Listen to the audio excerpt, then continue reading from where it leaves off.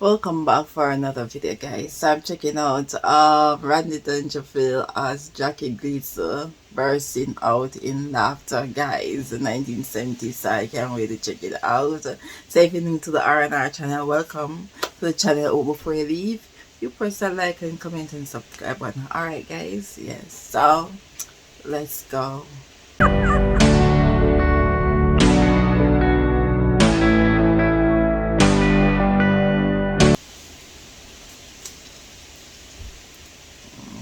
Ladies and gentlemen, Rodney Dangerfield.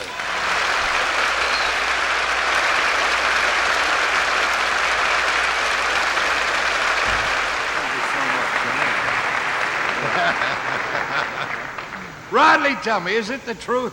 Don't you really get any respect? Jackie, I don't get no respect at all. No. I remember when I was a kid, we played hide and seek.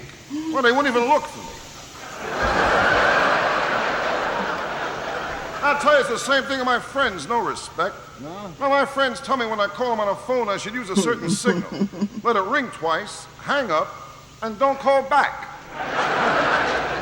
I'll tell you though, Jackie, I respect you, you know. You look great. Remember, you look thin. Well, it's really no problem to look thin. Really? No problem at all? Well, tell me, how do you look thin? Just hang around real fat people, that's all.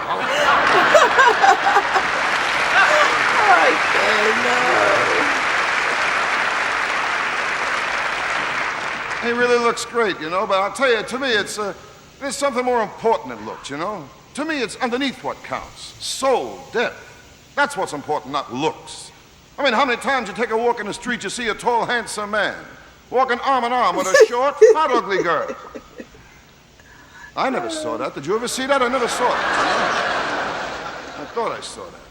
No, but I mean, looks don't mean nothing. I got a niece, an ugly girl. She got married. She's happy now. She married an ugly guy.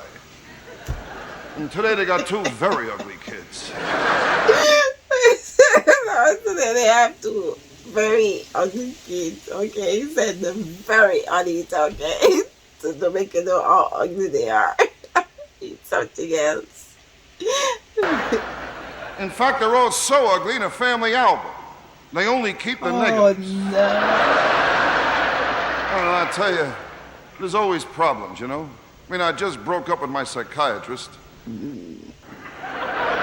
Hey, this afternoon, for the first time, I told him I got suicidal tendencies. He told me from now on I have to pay in advance. I know why you're there with this money. I'll tell you, with me, I just can't get a break, you know? I mean, I flew down here from New York to do the show.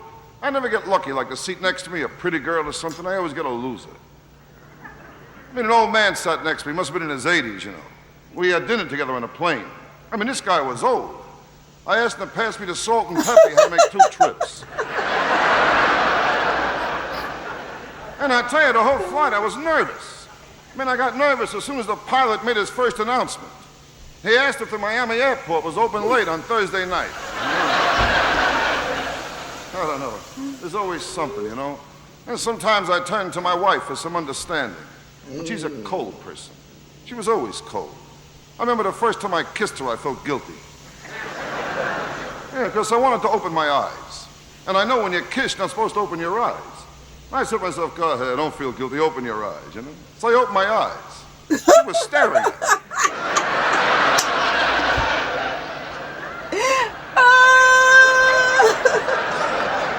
Now, I'll tell you, with me, you know, I get in trouble with little things. Like the last time I got a haircut. My wife told me it was terrible. I said to her, why is my haircut terrible? She said, why? Because it looks like you got a haircut. Yeah, she says when you get a haircut, it's not supposed to look like you got a haircut. She said, Harry got a haircut. No one even knew that Harry got a haircut. I said, then how do you know Harry got a haircut? So now I got a new problem. Next week I'm due to get a haircut. And I don't want it to look like I got a haircut. So what I'm doing now is I'm trying to find a barber who don't look like he's a barber.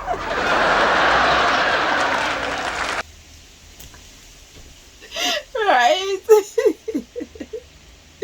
If it doesn't look like he's a barber, maybe he's not a barber, so you won't get a haircut that look like you get a haircut.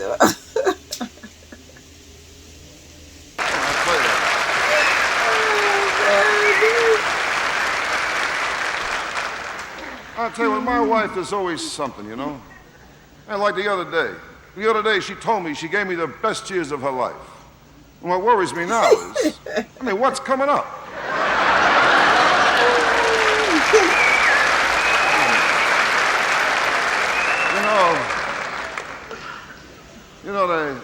They say behind every successful man is a woman. Take a good look at me, will you? Can you picture what I got behind me? Even my own house, I don't get no respect. Sometimes I want to take a few drinks. My wife, she hides the bottle. I admit I'm a bad drinker. I'm not nasty or nothing. But I'll tell you, when I drink, the next day I got to do two things. I got to try and locate my car, and I got to bring back the car.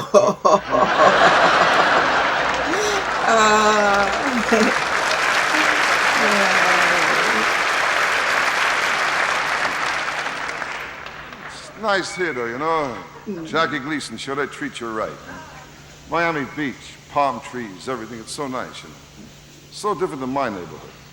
I live in New York on the west side, Rough neighborhood, rough. I'll tell you, I live in the only neighborhood when I plan my budget, I allow for hold-up money. It's a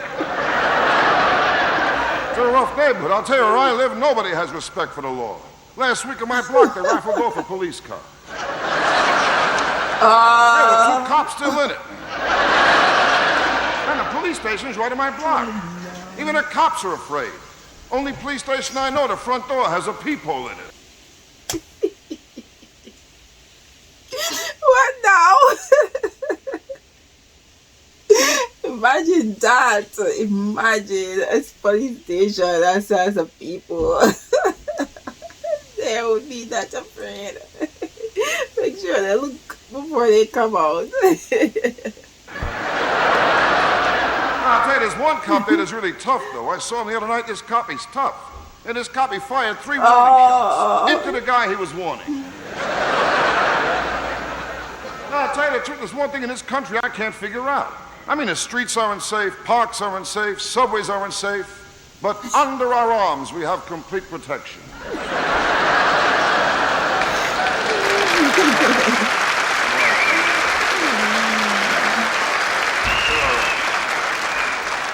I'll tell you, my kid, he goes to the toughest school in New York. I had to go over there last week. The kid was acting up, I went to see the guidance counselor. They told me he was out. He'll be back in 1 to 3 years. Now, I'll tell you, my kid's school, forget about history. The kids there, they think Washington crossed the Delaware because he had a girl in Jersey. It's a rough school. I looked in the graduation book. Each kid has 2 poses, one front and one profile. And that's where I live, New York, 86th Street, West Side. I live in an older building there, a much older building. I live in a kind of building like when I take a shower. I never get under it right away. First 5 minutes, I get rust. And while I'm taking a shower, if someone in the building takes a cold drink of water, I get burnt.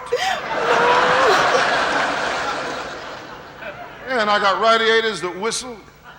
I figured out why they whistle. Heat comes up so seldom, they celebrate. It's a whole thing with them there.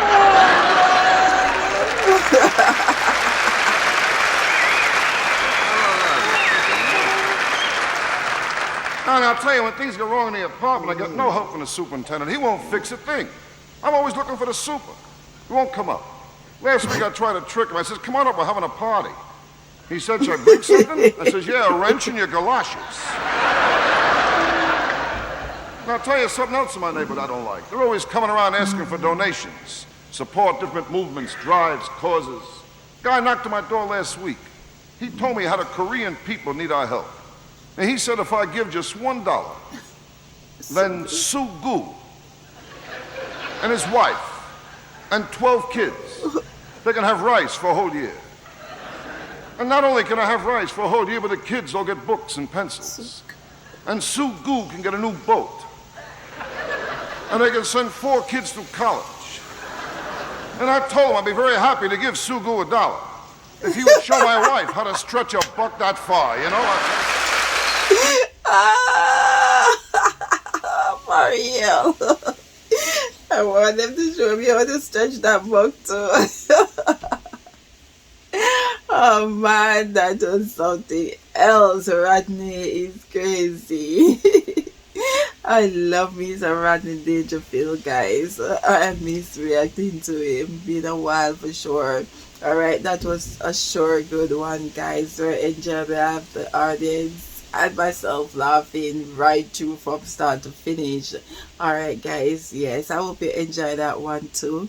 So don't forget to leave love, laugh, and to learn. Like, comment, subscribe. Okay, guys. Catch you in another one. Thanks for watching. Bye.